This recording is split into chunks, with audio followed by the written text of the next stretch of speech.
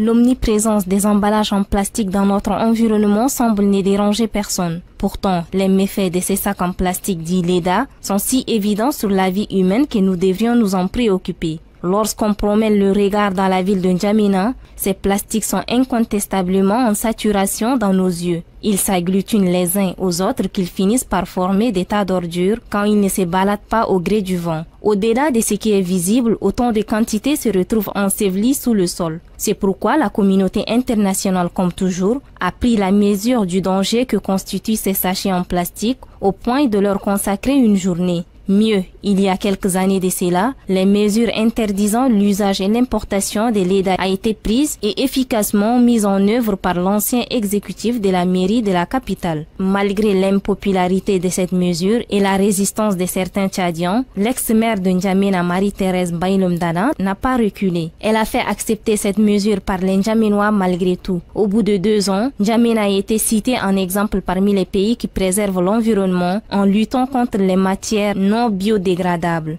D'abord, ça rend sale la ville. Quand vous sortez en dehors du pays, vous constatez que les villes sont propres, c'est parce que les gens prennent vraiment le soin de conserver ou bien de jeter les sacs en plastique dans les poubelles, que ce soit les ordures au bord des routes et tout.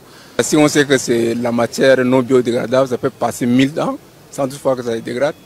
Il faudrait que la population prenne conscience. Madame le maire puisse mettre vraiment un paquet dessus pour qu'on retourne notre environnement propre. Comme il y avait plein partout.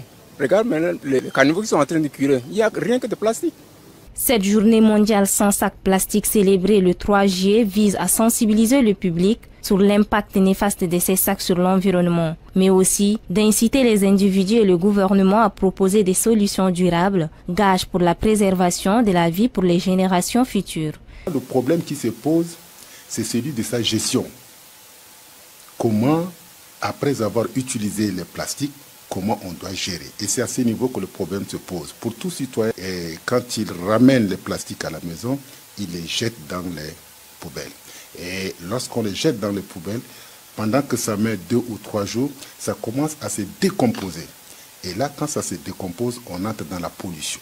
Lorsque les plastiques atterrissent à tout moment, ça peut se retrouver au niveau des caniveaux, au niveau des dépotoirs. Et en ce moment, ça commence à se décomposer et ça devient une pollution. Maintenant, dans cette pollution-là, elle a des impacts au niveau de la santé, elle a des impacts au niveau des écosystèmes de façon générale sur l'environnement, elle a des impacts au niveau de la santé animale, au niveau des pertes de la biodiversité. Au niveau de l'environnement, vous avez donc toute la dégradation de l'écosystème qu'il y a. Quand vous prenez aujourd'hui, par exemple, le lac Tchad qui est un potentiel du Tchad, et quand on vous parle de ces rétrécissements, un des éléments clés, les déchets plastiques font partie.